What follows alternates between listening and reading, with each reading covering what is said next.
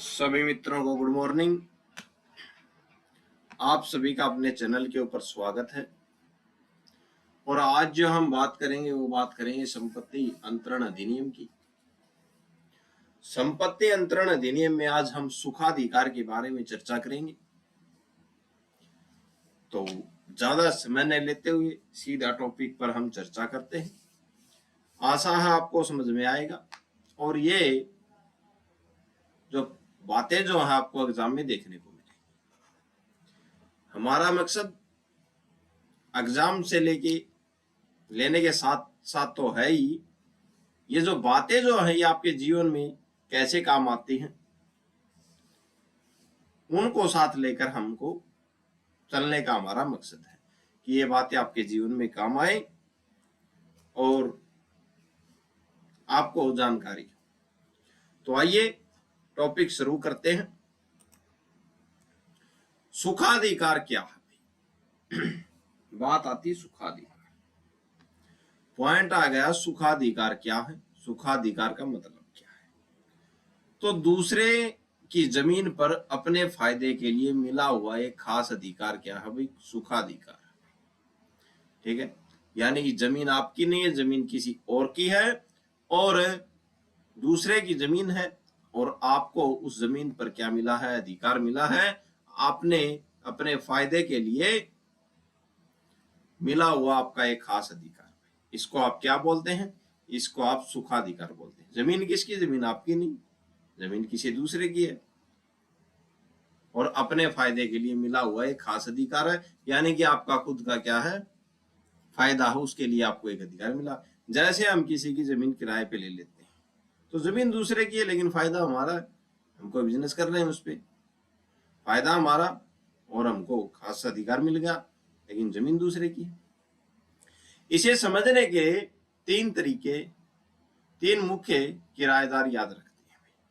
ठीक है, तो इसे तीन मुख्य किराएदार याद करते हैं, तीन पॉइंट याद रखते हैं इसके सुखाधिकार के। कौन से? अधिष्ठायी संपदा, पहली बात तो है अधिष्ठायी संपदा क्या है।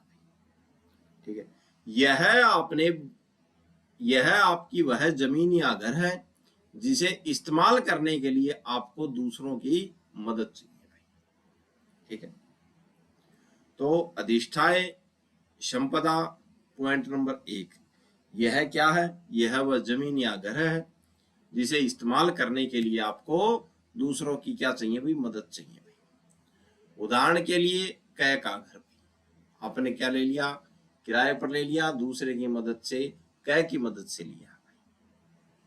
बात नंबर 2 है अधिसेवी संपदा भाई। अधिसेवी संपदा क्या है भैया? यह दूसरे की वह जमीन है जिसका थोड़ा सा हिस्सा आप अपने काम के लिए इस्तेमाल करते हैं। ठीक है, उदाहरण में ख की जमीन भाई, इस जमीन का थोड़ा सा हिस्सा है भाई। ठीक है, जमीन है जैसे पूरी 2 किला है और उसका आप थोड़ा सा हिस्सा क्या लेते हैं? अपने काम के लिए इस्तेमाल करते हैं। इसको बोलते हैं अधिसेवी संपदा। ठीक है, और अधिष्ठायी संपदा क्या है? वह जमीन या घर है जिसका इस्तेमाल आप क्या है? दूसरों की मदद से करते हैं। बात नंबर 3 आती है सुखाधिकार।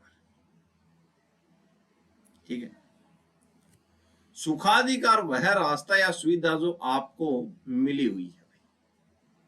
ठीक है, तो ये 3 पॉइंट है। अधिष्ठायी संपदा, इसमें भी आपको क्या जमीन मिली या घर मिला है लेकिन दूसरे की मदद से मिला। फिर अधिसेवी संपदा, जो जमीन है उसका थोड़ा हिसाब को मिला हुआ है अपने काम के लिए। सुखाधिकार क्या है? वह रास्ता या सुविधा जो आपको मिली हुई है भाई, अधिकार मिला हुआ भाई। उदाहरण देखते, मान लीजिए आपका घर अंदर की तरफ है, ठीक है भाई, और बाहर मुख्य सड़क तक जाने के लिए कोई रास्ता नहीं है भाई।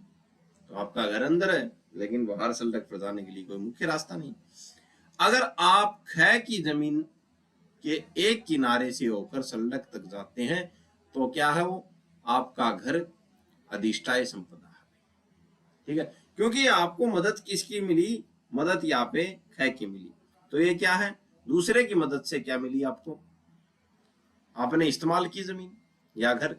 तो क्या है वो, क्या है, अधिष्ठायी संपदा है भाई, क्योंकि उस घर के लाभदायक उपयोग के लिए रास्ते की जरूरत है भाई। ठीक है, अब बात नंबर अगली देखते हैं हम। ख की जमीन है, तो वो जो जमीन जो थी, जैसे ये घर है और ये क्या है, मेन सड़क जा रही है, रास्ता जा रहा है। ठीक है, रास्ता जा रहा है, और ये क्या है, ये घर है भाई। अब इस घर का कोई रास्ता नहीं है इस सड़क पे जाने के लिए, तो ये जो रास्ते की जो जमीन जो है, ये किसकी है, ख की है। ये घर किसका, क का, और ये जो रास्ते की जमीन किसकी है, ये ख की है। ये ऐसे जमीन है ख की। ठीक है, अब रास्ते की जमीन ख की है और घर यहाँ पे किसका है, क का। तो मैन सड़क पर जाने के लिए किसकी जमीन से गुजरेगा, ये ख की। तो मदद किसकी मिली यहाँ पे, ख की भाई। इसको क्या बोलते हैं भाई, इसको बोलते हैं अधिष्ठायी संपदा भाई। ठीक है भाई, अब जमीन किसकी है, जमीन तो ख की है, ये अधिसेवी संपदा है, क्योंकि उस जमीन पर आप चल रहे हैं। ठीक है, तो जमीन किसकी, जमीन ख की है, तो ये क्या है, अधिसेवी संपदा है, क्योंकि उस जमीन पर आप चल रहे हैं। आने जाने का अधिकार सुखाधिकार है भाई। अब यहां से आप आते हैं और जाते हैं, तो आपको क्या मिल रहा है, सुख मिल रहा है इस जमीन से।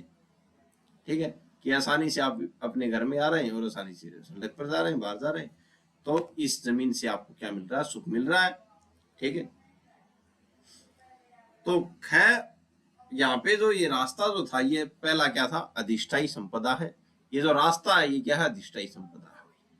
ठीक है भाई, अब जमीन किसकी है, जमीन ख की है, तो ये अधिसेवी संपदा हो गई जमीन तो। ठीक है,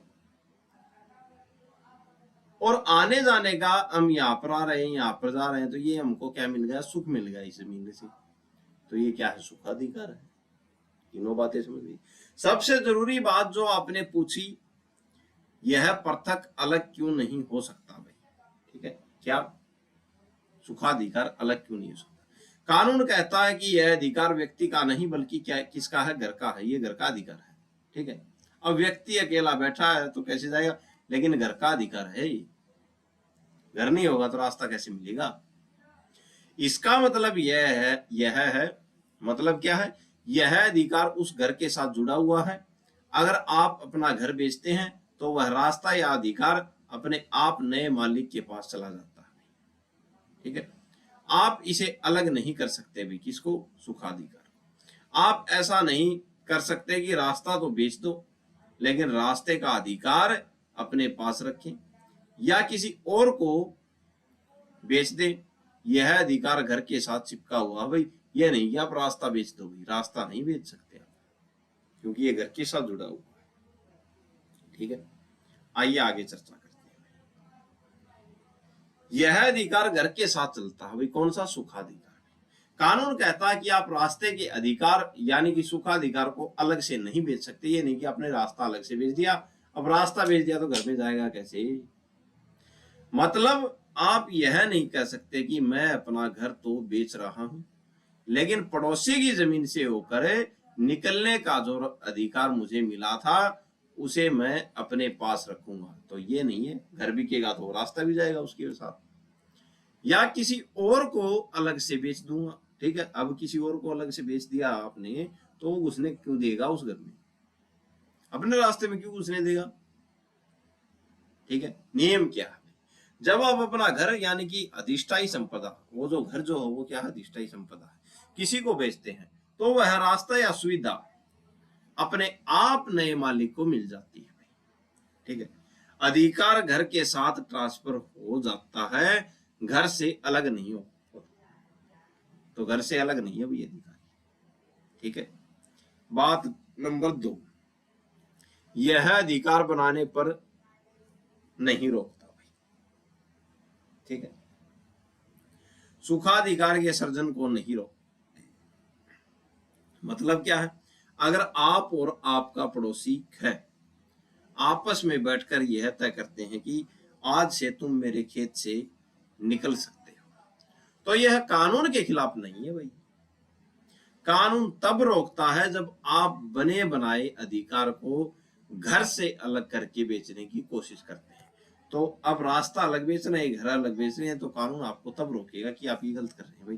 रास्ता घर के साथ जुड़ा हुआ, ऐसे नहीं कर सकते आप, लेकिन आप बना सकते हैं, दोनों बैठ के कर सकते हैं कि जमीन आपकी, रास्ता देना पड़ेगा। ठीक है। बात नंबर 3, अधिकार को खत्म करना, बेचना नहीं भाई। ठीक है।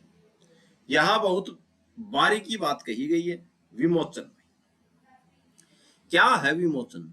मान लीजिए आपने पड़ोसी से कहा अब मुझे तुम्हारे खेत से होकर जाने की जरूरत नहीं है भाई।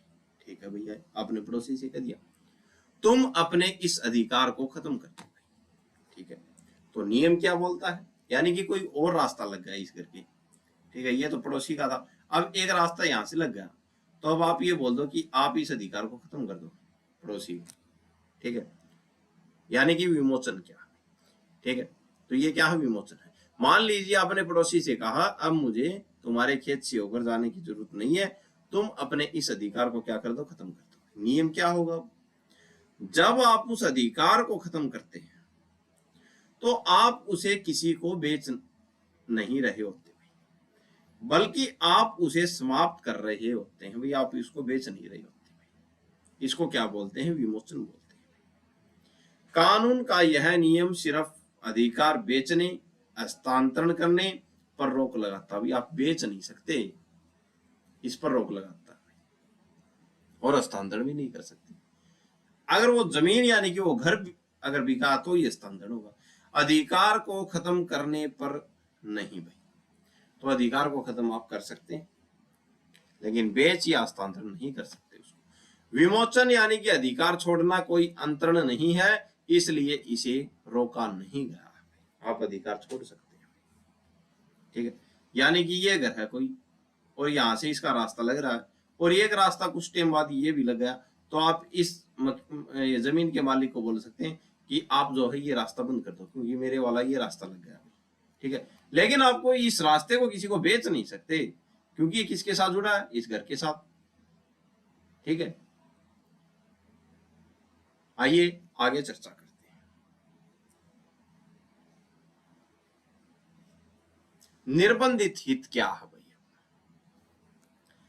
निर्बंधित हित के बारे में हम बात करते हैं भाई। इसका अर्थ है ऐसा अधिकार जो सिर्फ आपके लिए है और इसे किसी और को बेचा या ट्रांसफर नहीं किया जा सकता, इसको बोलते हैं निर्बंधित हित। निर्बंधित हित का मतलब यह है कि जो अधिकार जो है वो सिर्फ आपके लिए है, आप इसे बेच या ट्रांसफर नहीं कर सकते। ठीक है, किसी को हस्तांतरण नहीं कर सकते। सामान्य तौर पर संपत्ति जैसे जमीन, मकान, घड़ी को हम किसी और को दे सकते हैं या बेच सकते हैं, लेकिन निर्बंधित हित एक ऐसी चीज है जो आपकी व्यक्तिगत योग्यता से जुड़ी होती है। ठीक है, वैसे तो हम जमीन मकान को बेच सकते हैं, लेकिन निर्बंधित जो हित जो है वो एक ऐसी चीज है जो आपकी व्यक्तिगत योग्यता से जुड़ी हुई होती है। कानून कहता है कि चूंकि यह अधिकार सिर्फ आपकी काबिलियत की वजह से आपको मिला है, इसलिए आप इसे किसी और को नहीं दे सकते भाई। ठीक है, उदाहरण देखते हैं, शिक्षक यानी कि अध्यापक का मामला भाई। ठीक है, तो ये क्या है, निर्बंधित हक है भाई। आप अध्यापक लग गए, ठीक है, तो आप ये थोड़ी बोल सकते हैं कि मैंने ये अधिकार मेरे भाई को दे दिया। आपकी योग्यता के अनुसार, आपकी काबिलियत के अनुसार आपको ये पद मिला है। ठीक है, तो आप ये कौन सा अधिकार है, निर्बंधित अधिकार है, आप इसको हस्तांतरण नहीं कर सकते। आपकी घड़ी भाई, यह आपकी संपत्ति है, आप इसे किसी को भी बेच सकते हैं या किसी को दे सकते हैं, इसमें कोई आपको विशेष योग्यता नहीं चाहिए, बस घड़ी आपकी होनी चाहिए, वही बात खत्म। पढ़ाने का अधिकार, मान लीजिए आपको किसी संस्था ने अपनी पढ़ाई की काबिलियत की वजह से रखा है, आप में काबिलियत थी तभी तो पढ़ाने के लिए रखा, यह आपका लाभदायक हित है भाई। यानी आपको इससे फायदा यानी कि वेतन सम्मान मिल रहा है। अब सोचिए अगर आप कल को अपना यह पढ़ाने का अधिकार किसी को बेच दें या किसी और को अपनी जगह भेज दें भाई, ठीक है, कि मैं नहीं आ रहा, मेरी जगह ये रहा, सैलरी इसको दे दिया, ठीक है, ये पढ़ाएगा, तो क्या वह वही परिणाम ला पाएगा? तो वो परिणाम नहीं ला पाएगा, क्योंकि संस्था ने आपकी योग्यता देखी थी, किसी और की योग्यता नहीं देखी, और योग्यता के आधार पे आपका चयन किया था। तो ये आपका क्या है? निर्बंधित हित है, आप इसको बेच नहीं सकते भाई, निर्बंधित हित नहीं आप किसी को हस्तांतरण कर सकते, ठीक है। इसे आप क्या बोलते हैं? रेस एक्स्ट्रा कोर्मिशियम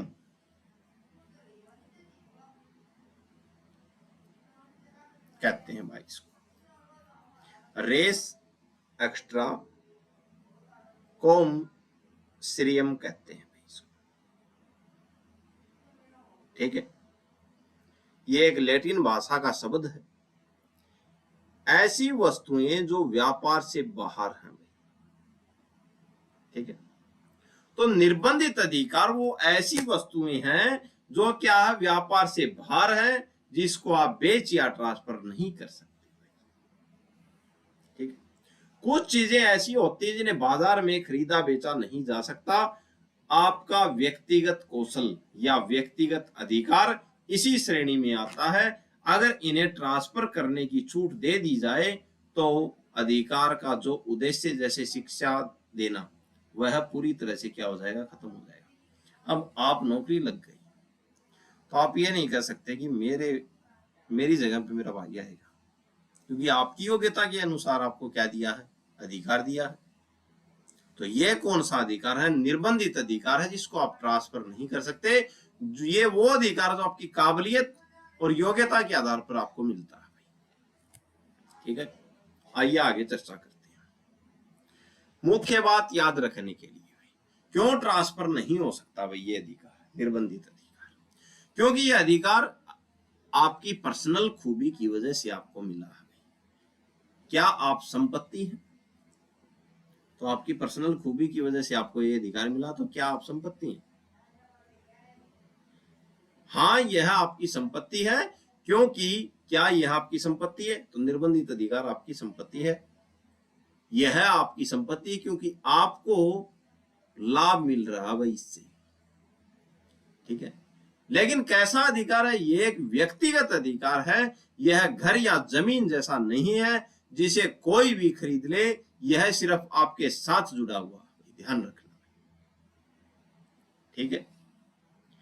यह स्वामित्व और उपयोग करने के अधिकार के बीच के बारे में हम बात करते हैं भैया।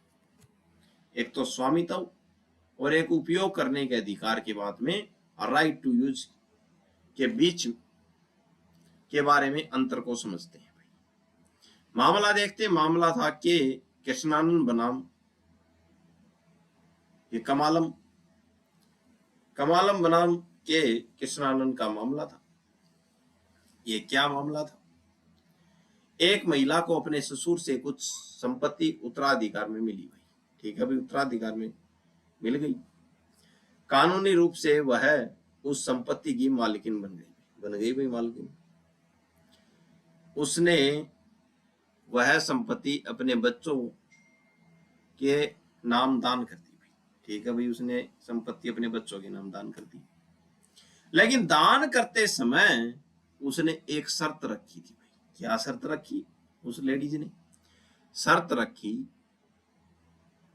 संपत्ति बच्चों की है, लेकिन जब तक मैं जिंदा हूं इसे इस्तेमाल करने और इसके कब्जे में रहने का अधिकार मेरा रहेगा भाई। ये शर्त रखती भाई कि जब तक मैं जिंदा हूं कब्जा मेरा रहेगा और इस्तेमाल मैं करूंगी।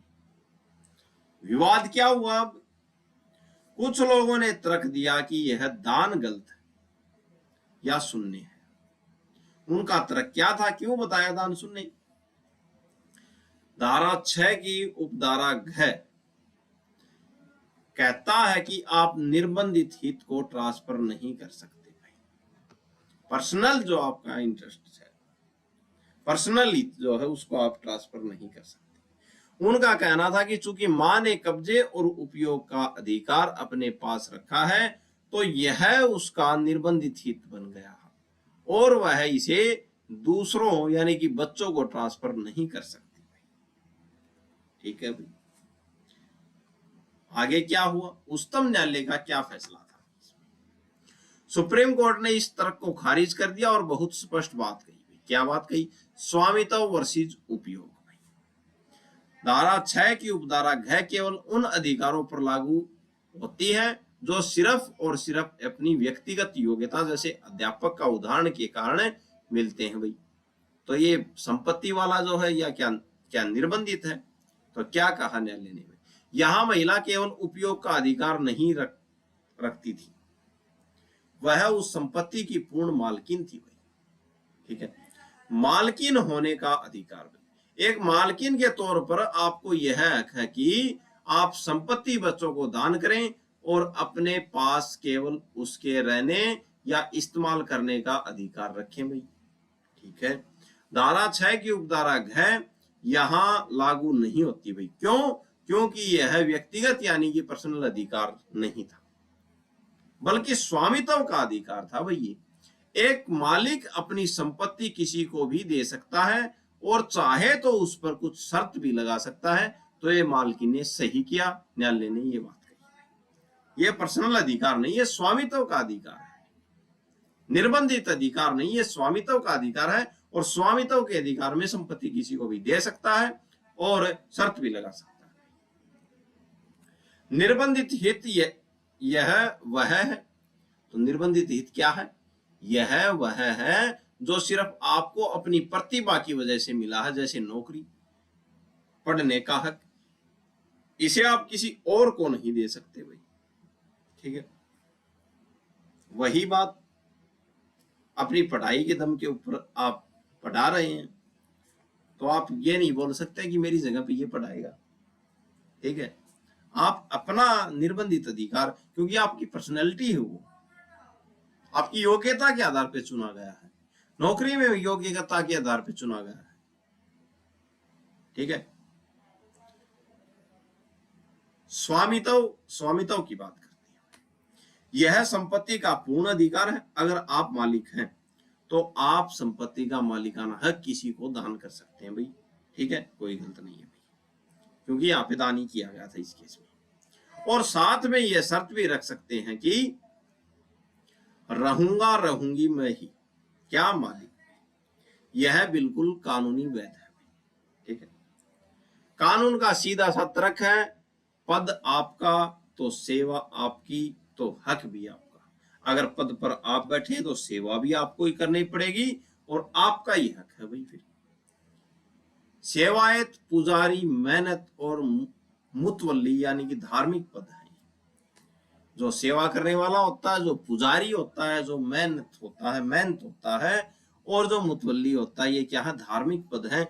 ये सभी पद निर्बंधित हित है भाई, पर्सनल है भाई, क्योंकि ये किसी व्यक्ति को उसकी विशेष योग्यता, विश्वास और परंपरा के कारण दिए जाते हैं भाई।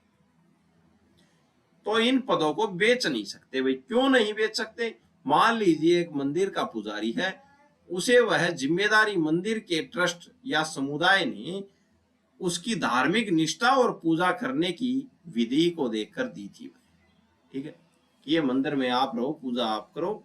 ठीक है, अगर वह पुजारी अपना पढ़ने का या पूजा करने का अधिकार किसी और को बेच देता है कि इतने रुपए में मैं आपको ये देता हूं कि आप यहाँ पे लग जाओ, ठीक है, या ट्रांसफर कर दे, तो मंदिर की धार्मिक शुद्धता और उद्देश्य खत्म हो जाएंगे। इसीलिए ये अधिकार केवल उस व्यक्ति के पास ही रहते हैं जिसे सौंपे गए हैं। ध्यान रखना। ठीक है, आइए आगे चर्चा करते हैं।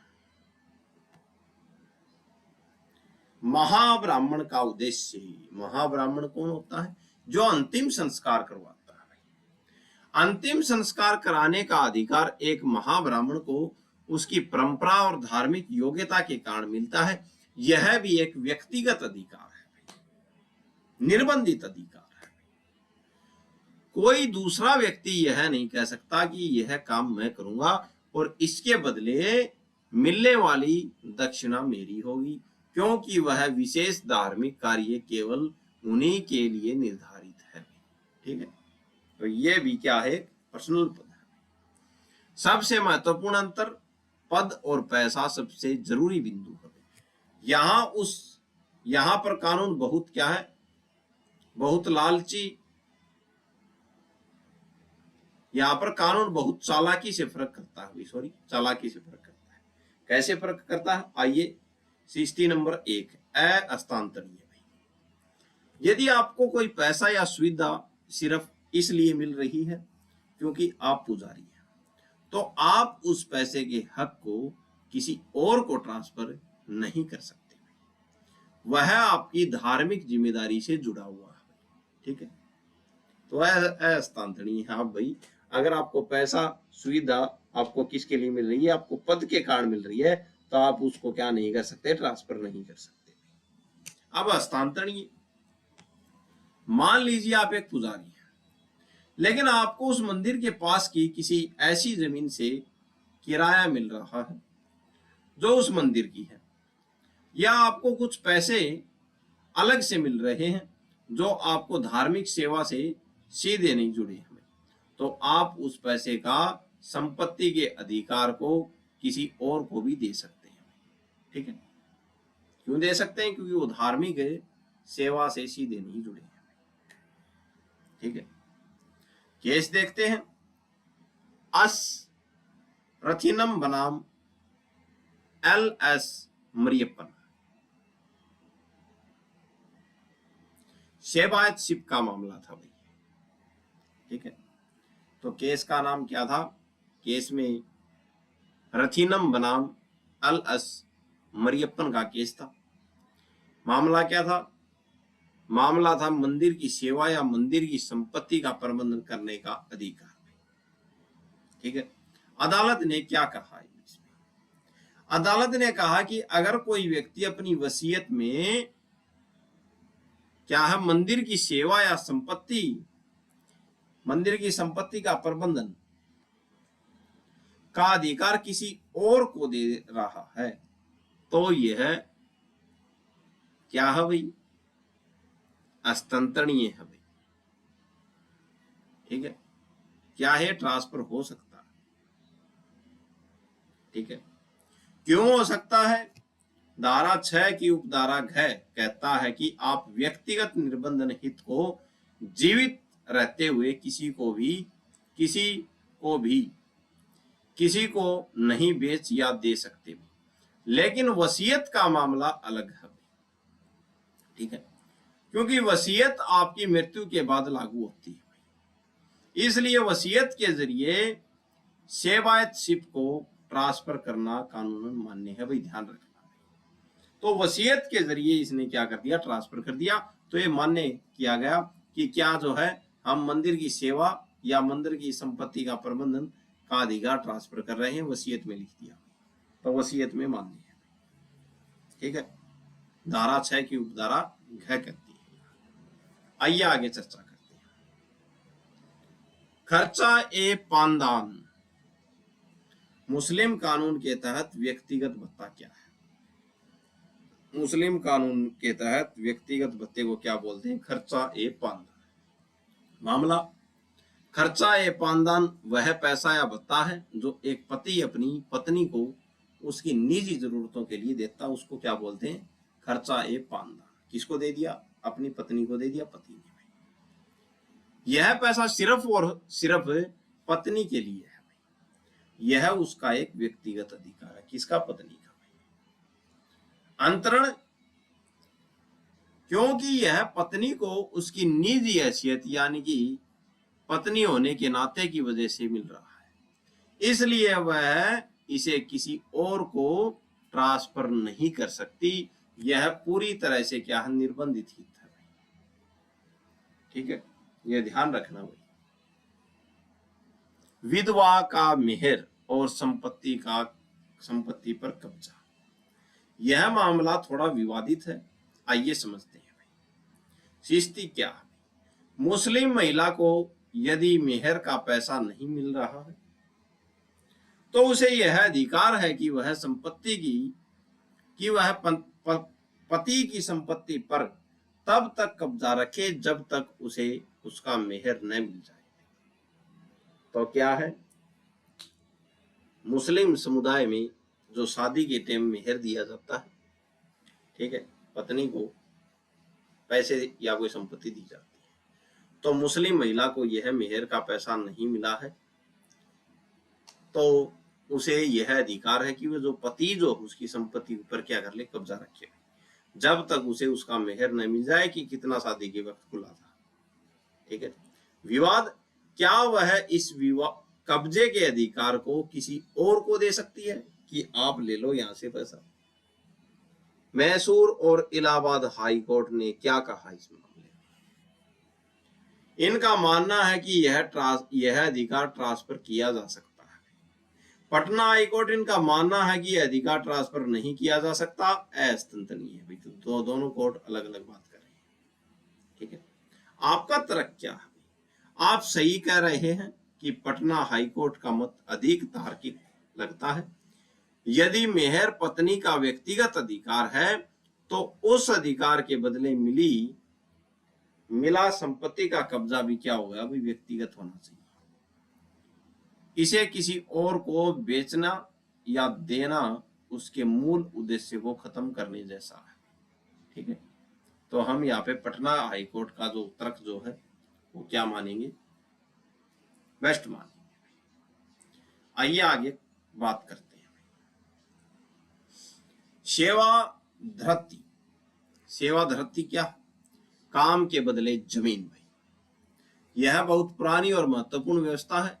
इसे ऐसे समझते हैं, पुराने समय में राजा या जमींदार किसी व्यक्ति जैसे पुजारी, चौकीदार या सेवक को वेतन देने के बजाय उसे कुछ जमीन दे देते थे ताकि वह उस पर खेती करके अपना भरण पोषण करे और बदले में अपनी सेवाएं देता रहे। ठीक है,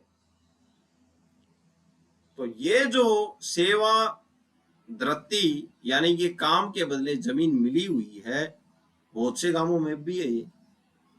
ठीक है, तो ये अहस्तांतरणीय क्यों है भाई? अहस्तांतरणीय है क्योंकि वह जमीन आपकी योग्यता या काम के बदले दी गई है। अगर आप वह जमीन किसी और को बेच देंगे तो आप वह काम यानी कि सेवा कैसे करेंगे जिसके लिए जमीन दी गई थी। ठीक है, उदाहरण, वतन, कर्म या इनाम भूमियां। ठीक है, ये जमीनें व्यक्ति की सेवाओं से बंधी है भाई, इसीलिए इन्हें बेचा या किसी और को ट्रांसफर नहीं किया जा सकता। भाई ध्यान रखना भाई, जैसे कई बार ये नहीं बोलते कि ये जमीन दान में मिली हुई है, तो ये वही भूमियां है।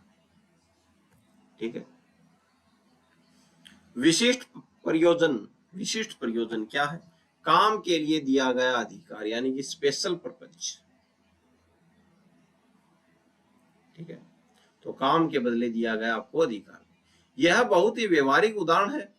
कानून कहता है कि अगर कोई चीज आपको एक खास काम के लिए दी गई है तो आप उसे किसी और काम के लिए इस्तेमाल नहीं कर सकते। यानी कि कोई चीज आपको खास काम के लिए कि यही काम उस पे, तो आप उस चीज को किसी और काम के लिए इस्तेमाल नहीं कर सकते। उदाहरण देखते हैं, कै ने ख को अपना घर दिया भाई, सिर्फ इसलिए कि ख वहां अपनी बेटी की शादी कर सके भाई। ठीक है, स्पेशल काम के लिए दिया। यहां ख के पास उस घर का पूर्ण स्वामित्व नहीं है भाई। ठीक है, बल्कि उस खास काम के लिए सीमित अधिकार दिए हैं। अगर ख उस घर को किसी ग को दे देता है, ट्रांसफर कर देता है और खुद अपनी बेटी की शादी होटल में करता है तो यह कानूनन क्या है? गलत है भाई। क्यों गलत है? क्योंकि क ने वह घर ख की जरूरतों और उस विशिष्ट प्रयोजन शादी को देखकर दिया गया था। ग को वह घर इस्तेमाल करने का कोई अधिकार नहीं है। ख ने अपनी सीमित अधिकार का गलत इस्तेमाल किया। ठीक है, आगे चर्चा करते हैं। भावी भरण पोषण के अधिकार के संबंध में बात करते हैं। भावी भरण पोषण के अधिकार के संबंध में धारा 6 की उपधारा घ बहुत ही महत्वपूर्ण है और व्यवहारिक कानूनी प्रावधान है। भावी भरण पोषण का अर्थ क्या है? भावी यानी कि फ्यूचर का मतलब है आने वाला समय। भरण पोषण का अर्थ है भोजन, कपड़े, रहने की जगह और अन्य बुनियादी जरूरतों के लिए मिलने वाला पैसा। तो फ्यूचर कानून मानता है कि यह अधिकार पूरी तरह से व्यक्तिगत है। जिस व्यक्ति को इसकी जरूरत है यह उसी की सुरक्षा के लिए है ताकि वह सम्मान के साथ जीवित रह सके। ठीक है, यानी कि भविष्य में आने वाला भरण पोषण के अधिकार, पैसा, यह क्या है? अस्थानांतरणीय है। आप इसको ट्रांसफर नहीं कर सकते। क्यों? कानून कहता कि आप अपने आने वाले समय के भरण पोषण के अधिकार को किसी और को बेच या ट्रांसफर नहीं कर सकते। इसके पीछे दो मुख्य कारण हैं। और से एक तो ये व्यक्तिगत सुरक्षा है। व्यक्तिगत सुरक्षा में यदि किसी को अपना गुजारा भत्ता किसी और को देने की छूट दे दी जाए तो वह व्यक्ति आर्थिक रूप से असुरक्षित हो जाएगा। कानून उसे खुद से ही बचाना चाहता है। ठीक है, उद्देश्य भरण पोषण का उद्देश्य व्यक्ति का पेट भरना है, न कि उसे व्यापार की वस्तु बनाना है। ठीक है, तो ये क्या है? पर्सनल निर्बंधित हित है, आप इसको ट्रांसफर नहीं कर सकते। कानूनी विवाद और 1929 का संशोधन में क्या बोलता है? यहां पे अदालतों में क्या था? मतभेद था। कलकत्ता हाईकोर्ट कहता है कि भरण पोषण चाहे समझौते से मिले या कोर्ट के आदेश से, यह हमेशा व्यक्तिगत है, इसीलिए इसे कभी भी ट्रांसफर नहीं किया जा सकता। ये कलकत्ता हाईकोर्ट का कहना है। अब मद्रास हाईकोर्ट क्या कहता है इसके बारे में? मद्रास हाईकोर्ट कहता है कि अगर कोर्ट ने आदेश दे दिया तो यह सुरक्षित अधिकार बन गया, इसीलिए इसे ट्रांसफर किया जा सकता है। तो मद्रास हाईकोर्ट कह रहा है इसको ट्रांसफर किया जा सकता है और कलकत्ता हाईकोर्ट ये कह रहा है कि ट्रांसफर नहीं किया जा सकता। समाधान क्या हुआ? 1929 में कानून में संशोधन करके धारा 6 की उपधारा घ जोड़ी गई। ध्यान रखना, डबल घ। इससे स्पष्ट कर दिया कि भरण पोषण का अधिकार हमेशा अस्थानांतरणीय है। आप इसको ट्रांसफर नहीं कर सकते, चाहे वे अदालत के आदेश से मिला हो या आपसी समझौते से। अब पूरे भारत में यही नियम लागू है, ध्यान रखना। ठीक है, सबसे जरूरी बात, बकाया भरण पोषण। यहां कानून एक बहुत बारीकी अंतर करता है जो आपको समझनी चाहिए। भावी भरण पोषण वह पैसा जो आने वाले महीनों या सालों में मिलना है भाई, इसे आप किसी को नहीं दे सकते। बकाया भरण पोषण, मान लीजिए किसी को पिछले 6 महीने से भरण पोषण का पैसा नहीं मिला है और वह राशि अब बाकी हो गई है। नियम क्या है? अब यह भरण पोषण नहीं बल्कि क्या हो गया? ऋण बन गया भाई। ठीक है, क्योंकि यह अब एक बकाया पैसा है, इसलिए कानून इसे किसी भी अन्य आम संपत्ति की तरह देखता है।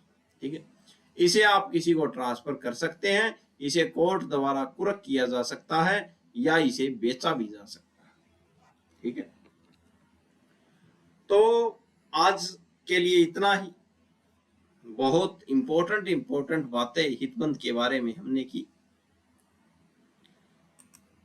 ऐसे अधिकारों के बारे में बातें की जो ट्रांसफर नहीं किए जा सकते, जिन्हें बेचा नहीं जा सकता अधिकारों को, और कई ऐसे अधिकार भी हैं जिनको हम बेच सकते हैं।